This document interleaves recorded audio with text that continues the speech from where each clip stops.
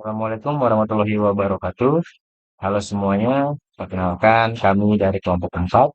Saya Muhammad Sena Eko Utama dan pada kesempatan kali ini kami akan membahas tentang algoritma dan arsitektur jaringan taraf tiruan McCulloch Fitch. Pada presentasi ini saya akan menjelaskan konsep dasar dan arsitekturnya terlebih dahulu. Model McCulloch Fitch merupakan model neuron buatan paling awal yang digunakan untuk meniru cara kerja neuron pada otak manusia. Model ini bekerja dengan konsep sederhana, yaitu menerima input, mengolahnya, lalu menghasilkan output.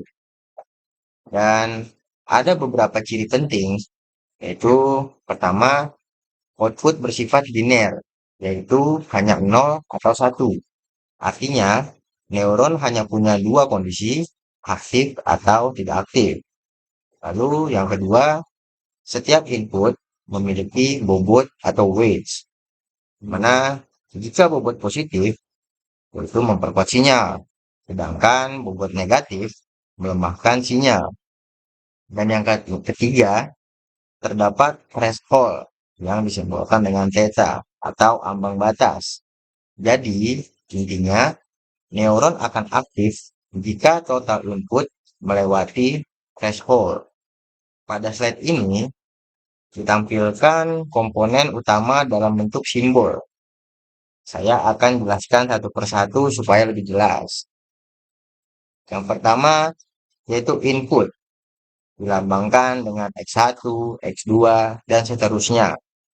Nilainya hanya 0 atau 1. Dan kedua, bobot, weight, dilambangkan dengan W1, W2, dan seterusnya. Ini menunjukkan seberapa besar pengaruh masing-masing dari input. Ketiga, ada fungsi agregasi yang dilambangkan dengan sigma. Ini adalah proses penjumlahan semua input yang sudah dikalikan bobot. Secara matematis ditulis net sama dengan sigma dalam kurung X1 dikali W1. Yang artinya setiap input dikali bobotnya, lalu dijumlahkan semua. Yang keempat, ada threshold yang disimbolkan dengan theta.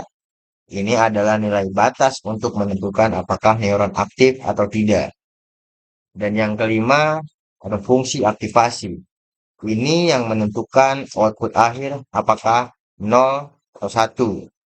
Yang terakhir ada output atau dengan Y, yaitu hasil akhir neuron hanya bisa 0 atau 1.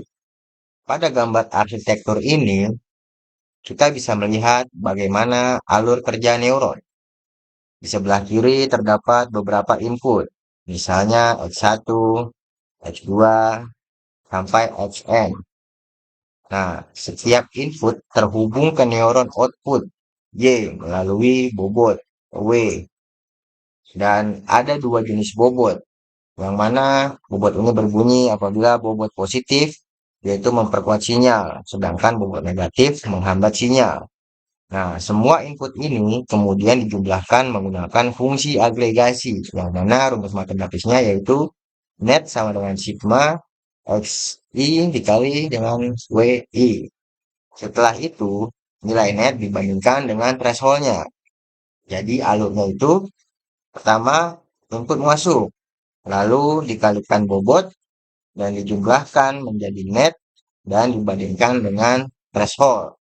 Output akhirnya ditentukan oleh fungsi aktivasi.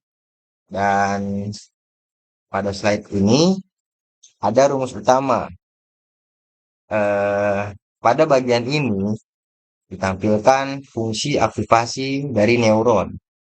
Fungsi ini ditulis sebagai Y sama dengan F dalam kurung net. Dengan aturan, jika net lebih besar dari threshold, maka Y sama dengan 1. Lalu jika net lebih kecil dari thresholdnya, maka Y sama dengan 0. Yang mana artinya, jika total input cukup besar dan melewati threshold, maka neuron itu aktif. Jika tidak, neuron tidak aktif. Jadi, nilai net sendiri didapat dari N sama dengan sigma XI dikali dengan WI. Jadi bisa disimpulkan N itu sama dengan hasil perhitungan. Lalu threshold, batas keputusan, dan Y hasil akhir, yang mana nilainya 0 atau 1. Konsep ini nantinya digunakan untuk membentuk logika seperti AND dan OR. Dan untuk slide selanjutnya akan dijelaskan oleh teman saya yang lebih ahli dari saya, yaitu Sandy Suwandi. Dipersilahkan. Terima kasih. Assalamualaikum. Assalamualaikum warahmatullahi wabarakatuh. Perkenalkan, kami dari kelompok 4 yang beranggotakan saya, Sandi Suandi, dan rekan saya bernama Muhammad Sena Eko Utama. Pada kesempatan kali ini, kami akan menjelaskan mengenai penerapan fungsi aktivasi logika OR menggunakan metode jaringan saraf tiruan. Logika OR merupakan salah satu operasi dasar dalam logika biner di mana output akan bernilai 1 atau true jika salah satu atau kedua input bernilai 1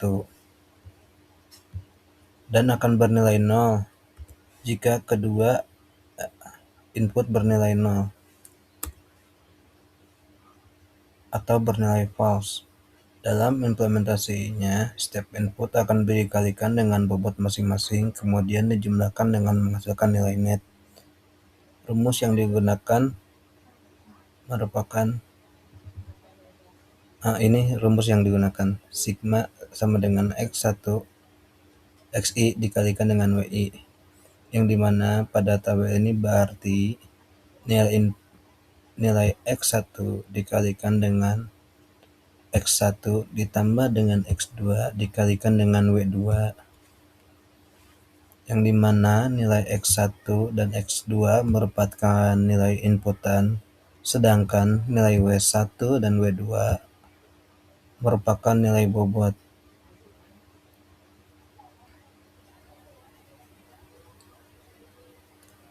Sebagai contoh, kita akan memulai contoh dengan nilai bobot W1 sama dengan 2 dan W2 sama dengan 5.